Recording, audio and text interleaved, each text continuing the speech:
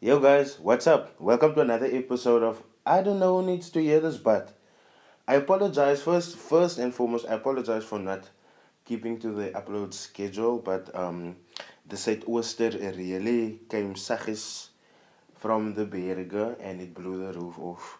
So that had to be fixed, but now that that is sorted, I can get back to uploading peacefully. So the topic of the discussion tonight is discipline and patience. And this is really interesting because a lot of people do not talk about this that often. And if they do not talk about it that often, then that probably means that they are not disciplined themselves. So, the first thing that I would like to make clear is that patience is the result of taking disciplined actions. If you took disciplined actions, you will have the patience and the ease of mind to know that everything you are doing will work out.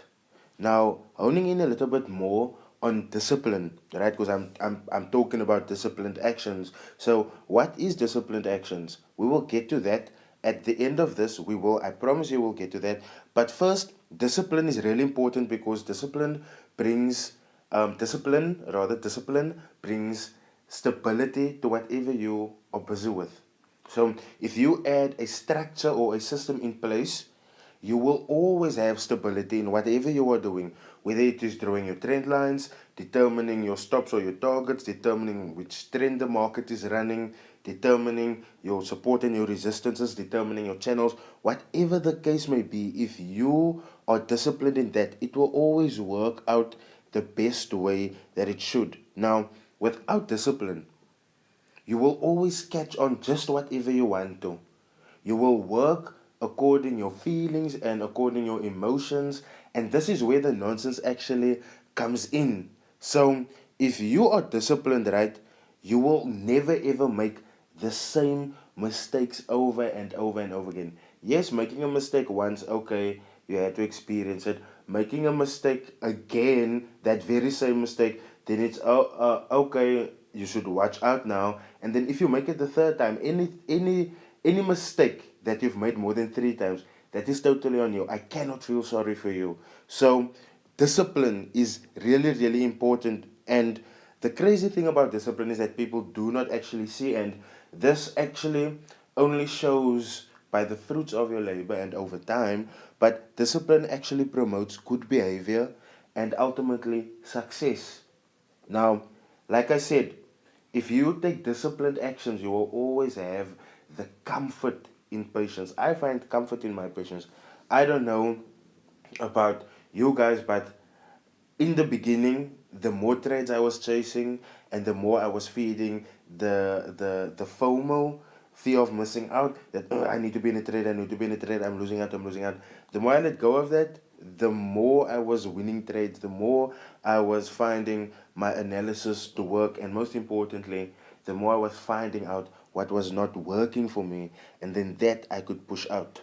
Now, the common mistakes, it would be stupid of me to talk about discipline and not highlight the mistakes that we often make. Now, the common mistake that I found people having is they do not have a system or a strategy in place before they enter the market. They just see the flashy lifestyle, they just fall to the allure of the materialism, and then they start investing money, and that is where the nonsense actually starts. Another thing that people with strategies and systems do, they have the fear of missing out, so they are constantly checking up on the market. And to me, that is a sin. Like for real, if you constantly gonna check up on the market is gonna induce a great sense of anxiety within you because you're always gonna feel like you are missing out, and then you're gonna go into a complete panic. And this is when everything starts turning on its head. Because the moment you start panicking, that is when you will start grabbing at straws. That is when you will interfere in the process of the system, and that is just when everything leads to losses or the unrealized take profit levels. Like if the moment you start interfering in what the system is doing, everything is lost. Everything. You can kiss your account goodbye, you can kiss your mental state goodbye, and in some cases, I'm gonna be real with you now. Watch The Big Short, and you will find there's there's a dude whose brother actually committed suicide, and it is because of this very same thing. Like they always just felt, yes, it is the big crash that caused it in '08 and stuff, but the need, the if you feel like you have the need to be in every single market, there's really some crazy trouble there. I am just being honest. There's really, and it's only gonna lead to big problems. One of the problems is closing early. And closing early means that you're gonna take small profits the whole time. See what interfering does? So you are gonna leave your losers, right, until they turn blue. But what if that loser doesn't turn blue? Now there's a trade that will go according to your analysis, right? Now you close it early and you do not recover that loss. Of course you're gonna feel like, yay, it's not gonna work out. Only to see that if you waited a while, if you waited like another day or two, that trade would have never hit your stop loss and would have gone on to hit your take profit only if you had not interfere, if you had just been patient to your strategy. Now, not giving your system the time to work, that is a big problem. If your system mainly works on the daily and the 4 hour time frames like my system does, then and you are going and scratching on the 15 minute, and then you do not deserve a strategy like that. Then you should be a scalper. You should be the guys that goes in and out of the market. And even at that, I wouldn't advise it. Because scalping is really dangerous. So if you are constantly not going to give your system the time to work, you are always going to pull at the back end of the stick. Like, that isn't even a joke. The reality is really harsh, and the moment you feel that reality, it's not gonna be nice. I can tell you that now because I experienced it myself. Instant gratification in forex, nope, not here, buddy. That is not gonna work over here. You're gonna see your ass every single time. Instant gratification and forex, they are not in the same WhatsApp group. So cancel that. You are not gonna come and make a shit ton of money in your first month, especially if you're not gonna be disciplined. Especially if you're not gonna be disciplined. If you're not gonna have the long game in mind in forex, and you want the thrill, then go to your nearest V slots and go gamble, please. Because that instant gratification, that thrill, that, ooh, I made money, that is not in Forex. If you're going to be emotional all the time, do not trade. Go catch a thrill at V slots and come back. I bet you're going to come back with less money that you even went in. At some point, you're going to be like, oh shit, what the fuck am I doing here even? So, if you do not have the long game in mind, it's not gonna work out. It's really not gonna work out. Go and Google what the best hedge fund manager promises their clients as a yearly return on investment, a yearly ROI, and then see how unrealistic you have been with your goals. This is the crazy part of it all. Like, I understand we have to make money, we have to get in there, but if you're not going to take disciplined actions, you are never going to see that money. Now, one of the mistakes that I see a lot of people make is they would start with 100 rand, right? Or let's make it 1,000. They'd start with 1,000 rand, right? 1,000 rand, that is roughly say $70 or so. Now, they would build that, right, to 2,000 rand in a month's time. Now that is 100% gains, right? That is crazy. First of all, that is crazy. 100% gain in 1 month, that is crazy. That your banks can't even do that for you. The biggest hedge fund doesn't, the best hedge fund, X capital of billions, doesn't even promise that to their clients for a year, right? So now you're the happiest. Yeah, I made 100% on my account. I have 2,000 rand now. I can trade. I am good. And then the next week, boom, you're back where you started. You're back where and now you're the saddest. You start scratching your head. You shattered. You don't know what to do now. because you're back where you started now. And it seems to you like you're not that trader anymore. And this is where the emotions part really fucks everyone over. The best trader will take a trade and not feel anything towards the outcome.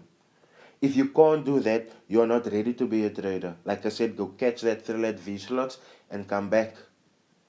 Now, you're making unnecessary changes and you're just all over the place with your changes, inducing more losses and more losses and more losses. And at the end of the day, where you could have recuperated your profits and then some, you are now sitting with a blown account.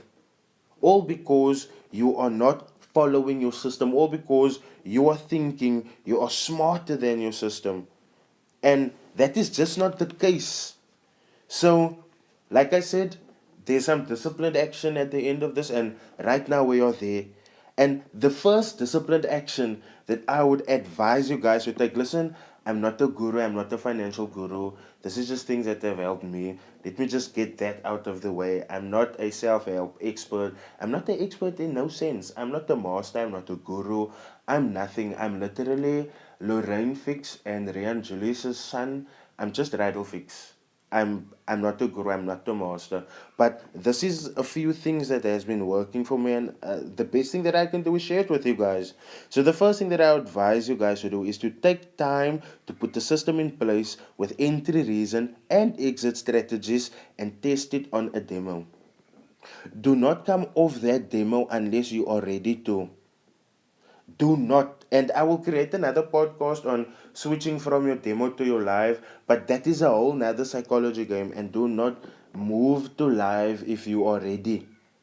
Catch the thrill and then invest your money, because now you are wiser. Now you can think. Now you're thinking. Now you're moving from logic and not from emotion. Another thing that you should do is only take trades that satisfy the system's criteria. Because the moment you break and you think you are cleverer, more clever than your system that you've put in place, you are always going to see your ass. Now you are thinking, oh, I can trade out of thought, I can trade out of my heart, I can trade out of my mind, I can trade out of what I'm feeling, and that is where the problem starts. Now you're trading with intuition, now you're gambling. Go catch that thrill at V slots and come back, man. The third thing that I would like to say is do not constantly look at your trades. You will go insane. Go catch that thrill at V slots and come back. Only gamblers constantly want to see where they're at, what they're doing, what their trade is doing. Go catch that thrill at V slots and come back. Do not deviate from your system. You have set that system in place for a reason. The moment you start deviating from the system, whether it be a board system or a system that you have personally worked on yourself, you will start losing money. I can guarantee you that. And that is why if there's tweaks that still need to be made, you do not come off that demo. And once again, this time, go to a casino. Go sit around that roulette table and go gamble. Go sit around all of that gambling tables. Go throw dice. Go catch that thrill. And come back. I bet you will come home with less money than you went there with. The fifth thing, sorry, that I would like to say is you have to let the market run and do its thing. Like I said, I'm not a guru, I'm not a master, I'm not an expert. I do not even consider myself that skilled of a trader. But one thing I can give myself is that most times I let the market run and do its thing. Why? Because I know that I do not control the market. I do not control the market. So all I can do is do my analysis the best to my ability, and as soon as I've placed that trade, sit back and let the market do its thing. The last thing, and this is the most important one, realize that you are not smarter than your system or the market. Never ever think that you are smarter than the market. Remember, a prediction is just a prediction. I always say this. A prediction is just a prediction. If the market goes your way, fine. Star on your head, gold star on your head. What more do you want? But now if the market goes against you and you've married your prediction and you've entered on your prediction, what now? Hmm? Now you've lost. Now you get the red dot on your head that means you are stupid. Not actually you are stupid, sorry, because you don't get stupid people. You have been undisciplined. Hmm? Oh, who know? How now? Huh? Now you're just losing. Now you're just wasting unnecessary money. So never ever think that you're smarter than the system you have put in place. I have thought that I'm smarter than my system because I saw, oh, I can jump a trade here, I can jump a trade there. Oh, I can get out early, I can get out early there. And then always at the end of every trade, I want to run into a wall. I'm not even lying. At the end of every trade that I have personally interfered in, I want to run into a running wall. Like not too long ago, we were buying on Euro USD, right? I was expecting Euro USD to fall. Before Euro USD got to take profit, I was like, it's a downtrend. Um, let me not take any chances. Things can turn around. But my stop loss wasn't my entry point like long time. So I don't know why I was stressed. And then I took the profits, right? The market didn't even get to my entry point, but it shot back up and it surpassed my take profit point, right? Now I know there's some members in my signal group that just keep their stuff because they know I overreact sometimes. Um, but the crazy part is, had I not interfered, I would have made a full of the full amount of that trade, and I only made half. And that is the crazy part. Like you see how faulted I am, and because I can realize the mistakes I make, I am able to identify some actions that has helped me conquer these mistakes that I have made in the past. And listen, this whole thing, this whole episode that I've compiled here is just out of my own mistakes and out of my own triumphs. Like I said, I'm not a guru, I'm not a master, I'm not an expert. I'm just a guy sharing what has been working for me, what hasn't been working for me, so that those that come up after me, they have a guide of what has been working, what has not been working. Like I said, I apologize for not uploading as often as I should have. Our roof blew off.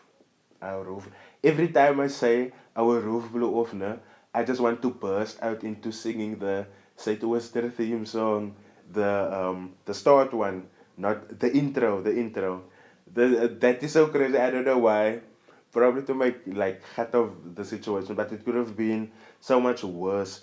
I would just like to thank Ronaldo for wanting to drive out of Makassar to my house to come and help me. That is just so flipping crazy. I would like to send a big shout out to Henny, to Robert, to Trevor, to everyone that basically reached out and was just willing to come and help. That literally means so much to me. Um, I will be posting more often now because the roof is sorted and we're just waiting for the material on the neighbor's roof because that has to be fixed as well. And as soon as that is, I will probably be posting more frequently, set up more podcasts. But up until the next episode, guys, I will see you and you do not want to miss the next one. It is really interesting. Thanks for watching. See you again. Cheers.